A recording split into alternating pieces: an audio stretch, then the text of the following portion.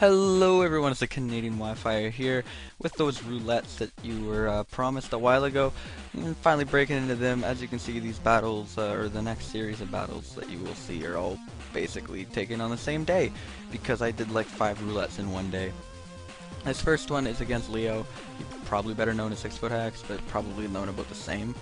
Whatever, he and we both rouletted each other, so I mean there's not much to explain here on Team Preview other than we both chose each other a Chansey, and he chose me a Focus Sash Lead Galvantula with Sticky Web. And if you don't know how roulettes work, I'll link the MTG Xerxes' video on how they work. It's like 5 years old, 6 years old, it still works just as fine. Basically, you go watch that video, I'm not going to explain it here. You have to lead with the lead that they chose you. He chose me a Focus Sash Lead Galvantula with Sticky Web. That's so perfect, right? No, he has a Bisharp. I am not going for Sticky Web. I'm not giving him the win. So he actually got chosen to lead Chansey, so he leads off with Chansey, I lead off with Galvantula. He actually goes for SR on the first turn, as I go for Infestation. I don't have the Volt Switch TM yet on my game, so I just gave it Infestation because I figured, you know, maybe I could trap something. Whatever. I go for Thunder, which looks sick, by the way. I have yet to see Thunder in-game yet this generation until that point. Right here is a turn I should have switched out instead of going for another Thunder, because I knew he was going to go for Soft Boiled. I just saw him fail a T-Wave a minute ago. And for some reason, I switch out now into Breloom instead of going for another like, I should have predicted a Soft Boiled before going out into Hitmontrie. The Hitmontrio is long lost quadruplet.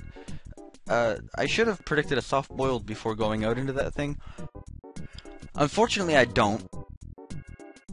And basically, Breloom's just going to do what Breloom does best and just put something to sleep, because that's how Breloom works. You always click Spore on the first, and then I'm like, hey, you know what? He has nothing on his team that can take a grass move, at least not very well. Oh yeah, he has a Salamence that can 4 times resist that. And of course I'm only going to get 2 hits because the game hates me. I'm not going to stay in, obviously. Breloom's Mach Punch is going to be useful somewhat later, hopefully. I'm just going to go out and sack Galvantula, and he's going to go for a Fire Blast, and I die. I don't faint, I die. Salamence is a huge threat.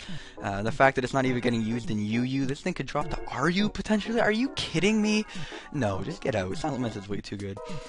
I'm going to go with the Greninja, E-Belt Hasty Greninja, because that's how I roll. I'm going to go for U-Turn right away, because I know he's going to send out the Chansey to take the Ice Beam, and I want to keep up offensive momentum on this thing, not give it a chance to T-Wave something, not give it a chance to Soft Boil again. You know, just keep the momentum up on it so he's not a jerk and stalls me with Chansey, basically. I'm going to go to Choice Band Adamant Haxorus, and I'm just going to click Outrage, and something's going to die. Chansey, you have Defense Investment? Get out of here, you're not living that. Die. Next, he's going to go to his Bisharp, and he knows he can live a hit. And you know his Sucker Punch is going to be able to 2 a KO. I don't know why he didn't go for Knockoff, knowing that he could live the hit, and then follow that up with a Sucker Punch, but whatever, I crit him, and he dies. Crit mattered. Crit turned the game a little bit, in my opinion, but I mean, hey, I got a crit, I'm not going to apologize for it, just how the game works, man. So, he's going to be able to come in and revenge me with Mamoswine, kill me with Ice Shard. I don't see Life Orb. Which to me basically says, oh hey, you're a Focus Sash, and I need to break that Sash, so it's coming to Mach Punch. It's actually a pretty bad play by me, because I'm paralyzed, he's going to be able to out-priority me and just kill me off with an Ice Shard. But instead he uses me as setup fodder and goes out into his Pinsir, and he's going to Mega Evolve and become a massive threat. I mean, you can just tell looking at that thing that it's a massive threat, but the fact that it is a massive, the stats and the look of the Pokemon just combine to create an ultimate threat of destruction and evil. I'm gonna sack Breloom, obviously, and go with the Aegislash, because Aegislash is just too bulky, I'm sorry. Like, Earthquake, get that shit out of here. I'm just gonna be able to eat it up. And I'd hit him with a Shadow Ball, because that's how mixed Aegislash rolls. You just hit things on both defensives, and you just tear apart souls. I go for the King Shield here just because, I mean, I don't even know if I need to explain this play anymore, but basically I needed to be able to take a hit, and whether he Earthquake, I don't lose anything by going for it there. I needed to be able to live a Quick Attack, and even if he went for SD, I'd be able to live it in defense form, but I wouldn't be able to live it in sword form, and the fact that I was going to kill him off with Shadow Sneak means he couldn't have Earthquaked me or anything. Basically, it was a completely safe play. I just needed to go for King Shield to get back out in defensive form, so That's how that works. He's gonna bring out Salamence, and I know I can't take a Fire Blast, can't take anything. There's no use King shielding in case he wants to set up, and I still have a Chansey sitting around because, yeah, that was a thing. So he's gonna go for Earthquake, predicting the Chansey. Maybe predicting the Chansey. I don't know. Probably just trying to kill off Aegis Slash, to be honest. But he goes for Dragon Claw. He gets the crit. I thought I was a little bit low, so I was gonna soft boil anyway, and it's a good thing I did because I carry Toxic, not T-Wave, because I'm not a jerk. And maybe more of a jerk, depends on your point of view. Anyway, he's gonna Dragon Dance as I go for a Seismic Toss, which also looks really cool, by the way. It's gonna bring him down to a range where after a Life Orb hit, I'm gonna be able to kill him off with Aegis Slash anyway.